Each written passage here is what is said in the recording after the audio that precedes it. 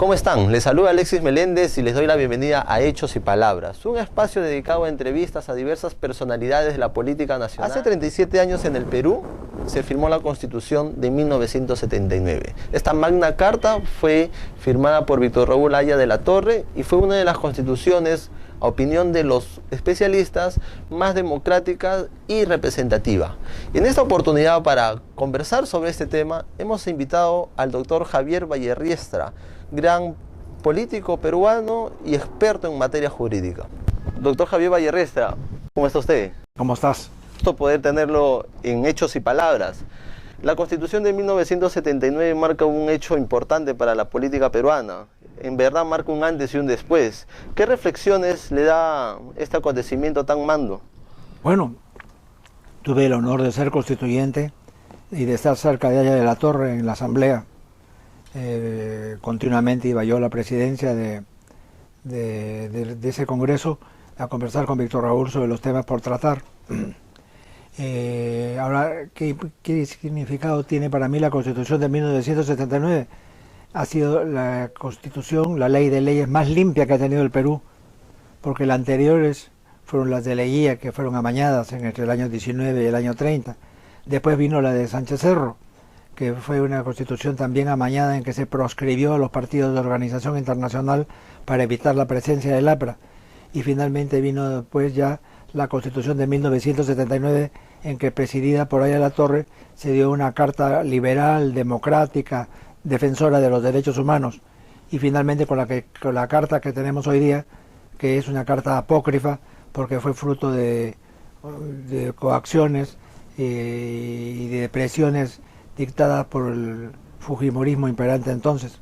Y a partir de esa descripción que usted muy bien hace, para el Perú, ¿qué cree que significó esta Constitución? ¿Qué tan importante fue para nuestra sociedad?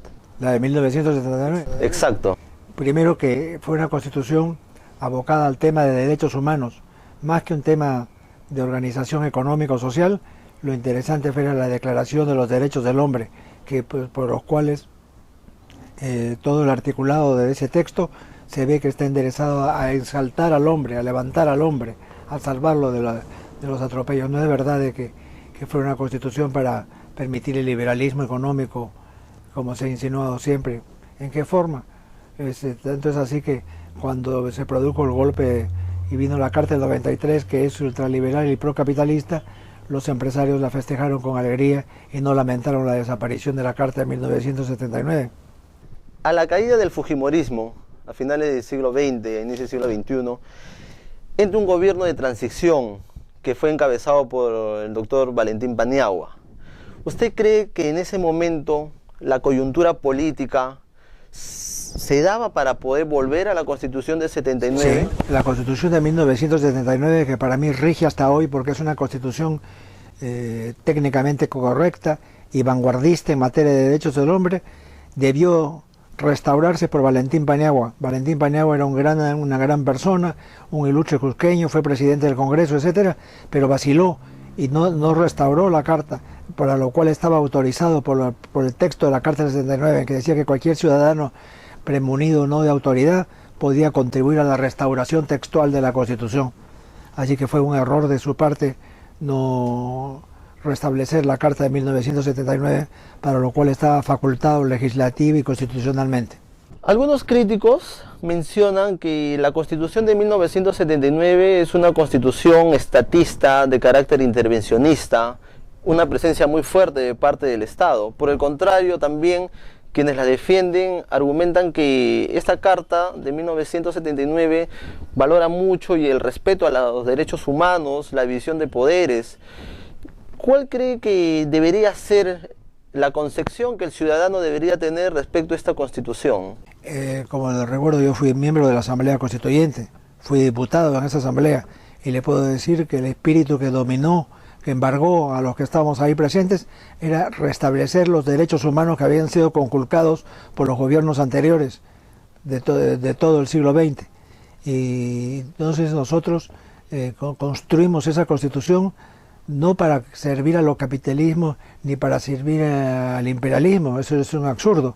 La construimos para defender al hombre el verdadero emperador de esa constitución era el hombre, el ser humano, y lo demás son leyendas de los fujimoristas ortodoxos que quieren aparecer como que ellos liberaron al Perú de una constitución nefasta como fue, según ellos, la de 1979, cuando es todo lo contrario. Ayer de la Torre, en su discurso, lo hemos podido ver en algunos medios de comunicación, en el discurso de instalación, menciona que si la Constitución de 1933 es la última del siglo XX, la que se firme en ese momento, me refiero exactamente a la Constitución de 1979, debería ser la Constitución, la primera Constitución del siglo XXI. 37 años después, ¿usted cree que es factible, es posible pensar en volver a la Constitución de 1979? Sí, es perfectamente viable. La Constitución es un texto que no estaba hecho para un año o para una temporada, era una Constitución para el futuro, era una Constitución futurista, así que realmente se podría restablecer si hubiera una decisión democrática, pero lo que hay es vacilación y miedo a las críticas ultraderechistas, a tal manera que yo creo que el hecho que sea la Constitución del 79 tiene 36 años, 37 años de existencia, eso no la vuelve una constitución vieja, no la vuelve una constitución arcaica. Con ese criterio de la Constitución norteamericana, que es de 1787, las cláusulas que son de esa época no deberían existir por su antigüedad. Las constituciones existen y son interpretadas por los congresistas mismos, por los constituyentes y por los vehículos de poder, por la prensa, por los intelectuales, por los colegios de abogados, y todos coinciden en que la Carta del 79 fue realmente mejor. Doctor Javier, usted ha sido un defensor, es un defensor de varios temas vinculados a las reformas constitucionales, entre ellos la vuelta a la bicameralidad, por ejemplo. ¿Usted cree que la actual Constitución o los actuales temas constitucionales deberían pasar solamente por reformas o deberíamos ir a un asunto más profundo y quizás a una convocatoria de una asamblea constituyente? ¿Cómo poder modificar y hacer estas reformas que el país necesita? Aquí hay varias soluciones, como ya lo dije antes. La Constitución de 1979 puede ser restaurada mano militar y por una persona que ejerce el poder, está en el artículo 305 de la Constitución, ¿ya? Ahí se dice eso. Entonces, el hecho de que tuviéramos que ir a una asamblea constituyente sería el último remedio, porque si no se restaura como lo permite la Constitución, entonces una asamblea constituyente que es un ente plenipotenciario lleno de poderes, podría restaurar las cláusulas de la Constitución 79 e introducir otras cláusulas nuevas.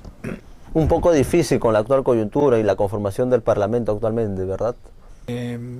Podríamos encontrarnos con que este Parlamento que viene, que tiene mayoría fujimorista, pudiera ser paradójicamente contribuir a la restauración de la Carta del 79, e incluso no podría descartarse que se convocara una asamblea constituyente paralela que se dedicara a las leyes ordinarias y a las leyes convencionales, el Congreso, y a la reforma de la Constitución, la Asamblea Constituyente.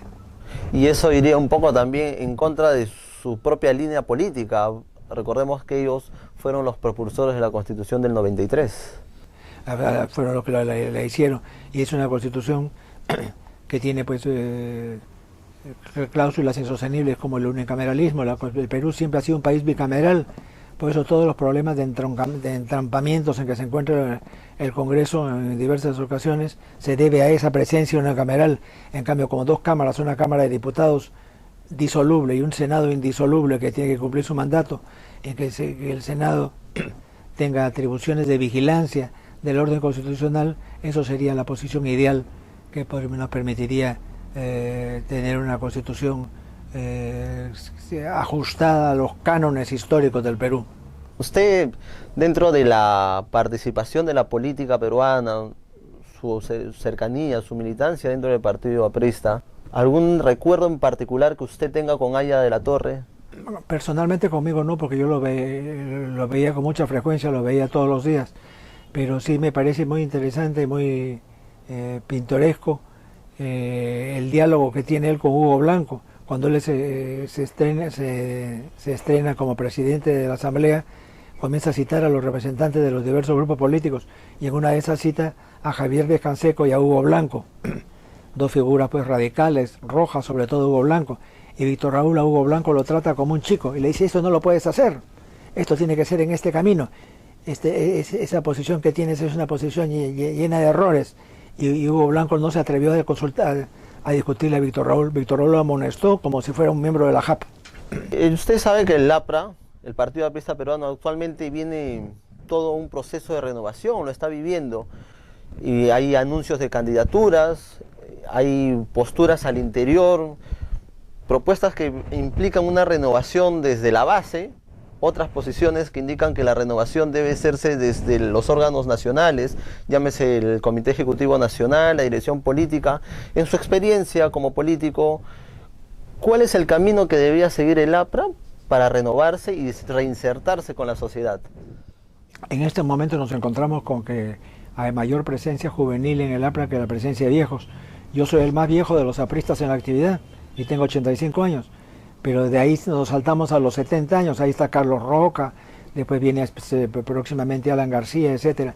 Es un partido de sextuagenarios, de tal manera que yo creo que hay que luchar para que el partido convoque a las juventudes para entender que la Constitución no es un papel mojado en tinta, que no es simplemente un documento privado, sino que es un documento de alta tensión nacional y de alta atención nacional, y que por lo tanto debemos marchar a la reconstrucción del Perú por la vía del poder constituyente. Y en este proceso de renovación, y a partir de lo que usted menciona, donde hay una fuerte presencia juvenil dentro del APRA, hay dos alternativas muy fuertes. Una que implica que el recambio en este proceso de renovación sea un recambio intergeneracional, donde participen los jóvenes, donde participen los militantes no tan jóvenes, mientras que otra posición indica claramente que la renovación está en manos de la juventud y es exclusivamente de la juventud. ¿Qué opinión tiene al respecto? Que es un hecho que no depende de lo que yo crea o no crea. Si yo dijera, deben venir los viejos con experiencia del partido a gobernar, ¿dónde están los viejos? Y aquí los más viejos tienen 70 años, ya como se lo dije antes. Carlos Roca acaba de cumplir 70, Alan García tiene 67, Mulder tiene 60. Entonces todos son personas de edades relativamente juveniles aún, digamos, y por lo tanto no hay viejos en el partido. El último viejo soy yo, y yo no tengo ninguna fuerza. Yo puedo opinar, yo puedo comentar, yo puedo criticar, yo puedo dar discursos, pero no represento, ni hay gente de mi generación que pueda terciar en el debate para restaurar el orden constitucional destruido por el fujimorismo y sus secuaces. Y en ese sentido, que se entiende que es un asunto, digamos, de liderazgo y de fuerza que puede generar una influencia al interior del partido, ¿cuál sería el rol que cumplirían o deben tener los jóvenes dentro de la organización del partido? Los jóvenes deben entender que por ser jóvenes no deben destruir las cosas del ayer. Hay que restaurar el ayer del APRA. El ayer del APRA no es un ayer decrépito, no es un ayer de ancianos. El ayer del APRA es todo lo que se hizo por salvar al Perú desde el cuartel O'Donovan en 1932, pasando por las luchas en la catacumba y en la clandestinidad, para después estar en el poder, que desgraciadamente lo tuvimos que compartir en algún momento con otros partidos, pero que deberíamos restaurar en el sentido para que el APRA sola se desempeñe en la tarea de refabricación del Perú y de refabricación de su constitución, y el APRA debe ser el partido de la renovación, de la transformación, en la que podamos decir tranquilamente: los viejos a la tumba, los jóvenes a la obra. ¿Y el APRA tendrá una nueva oportunidad, cree usted, para gobernar nuestro país? ¿Por qué? Primero porque los grandes líderes del Perú en este momento están en el APRA. Alan García hace mutis y dice que se retira, pero eso no es verdad. Alan García es un animal político, de tal manera que va a estar continuamente en la palestra, y estarán en la palestra una serie de setentones, etcétera, y contribuiremos a reconstruir la democracia en el Perú. ¿Y qué rol jugaría Enrique Cornejo? Enrique Cornejo es una figura que le respeto porque se habla muy bien de él, pero no tengo yo una concepción de él, no lo ubico políticamente, no lo ubico dentro del panorama del APRA, de tal manera que confiar en que él va a ser el transformador es una exageración porque no tiene todavía el currículum vitae, no tiene la biografía necesaria para empeñarlo en aquella tarea. Es una de las principales características, me parece, respecto a Enrique Cornejo.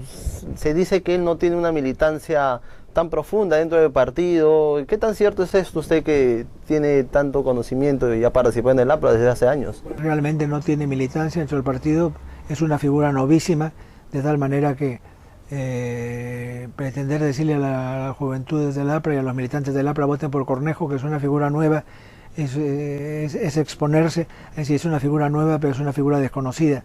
Yo creo que hay que trabajar a base de lo existente, de Carlos Roca, de Mulder, de García y de algún otro viejo que se pueda filtrar por ahí, pero y a base de eso refabricar el vanguardismo aprista. Quizás eso es una medida de la dirección del partido, porque Enrique Cornejo ha ganado un gran prestigio en la sociedad como un posible alcalde de Lima. ¿Cómo lo ve usted a Enrique Cornejo como alcalde de Lima? ¿Cree que desempeñaría muy bien esas funciones? Me parece mejor para alcalde de Lima que para presidente del Congreso o diputado. Me parece que es un hombre que se podía desarrollar muy bien en esa tarea de alcalde de Lima, en la que por ser un problema de carácter vecinal puede ser escogido por las multitudes y por las minorías para que gobierne citadinamente la capital de la República. Doctor Vallerriestra, si tuviera que definir en palabras al APRA, ¿qué diría? No solo es la Alianza Popular Revolucionaria Americana, sino que es el único partido existente en el Perú. Es un partido que tiene más de 80 años de existencia y ha tenido una posición de izquierda, algunas desviaciones a la derecha, es verdad, pero que hacen que el APRA sea vista como un partido revolucionario. Y llegar al poder no para asaltar cuarteles ni para perseguir capitalistas, sino para construir un sistema nuevo de gobierno, un sistema que esté al servicio de las masas. El APRA tiene un destino histórico reservado. Alan García. Alan García es una figura que existe porque existió de la Torre. Si no hubiera existido Víctor Raúl no habría habido Alan García. Lo que pasa es que como Víctor Raúl apañó y trabajó con Alan García, eso al tenerlo cerca de él, muerto haya, muchos rostros se dirigieron hacia él hasta que logró 2 veces ser presidente de la República. Pero eso es porque estuvo cerca de Haya. Si no hubiera estado cerca de Haya, él no habría obtenido estas situaciones magistrales en las que se ha desempeñado. Y sobre Pedro Pablo Kuczynski, actual presidente elegido, ¿cuál es su percepción? Mi percepción es la de que es un hombre que se ha desempeñado como empresario estupendamente, pero una cosa es la empresa comercial y otra es la empresa política. Fíjese cómo comete el error de decir que quiere hacer una marcha al Congreso. Si el Congreso que él tiene es un Congreso que está en contra de él, el que viene el 28 de julio, como dice, marcha al Congreso, lo hace porque cree que esa es una posición del Perú y no es verdad. El decir marchar al Congreso indica que va a tener una posición divisionista, va a tener una posición de que va a pretender darle hegemonía al Poder Ejecutivo en detrimento del Parlamento. Esto lo ha delatado en su fuero interno. Y el fujimorismo tiene 73 congresistas. ¿Cuál cree que va a ser su comportamiento? ¿Apoyará la sostenibilidad de la gobernabilidad en el país? Ellos tienen que entender que tienen que mantenerse esos 73 unidos para darle la chance, la ventaja a su lideresa Keiko de poder gobernar el Perú, de tal manera que a base de su unión va a ser el árbitro de la política.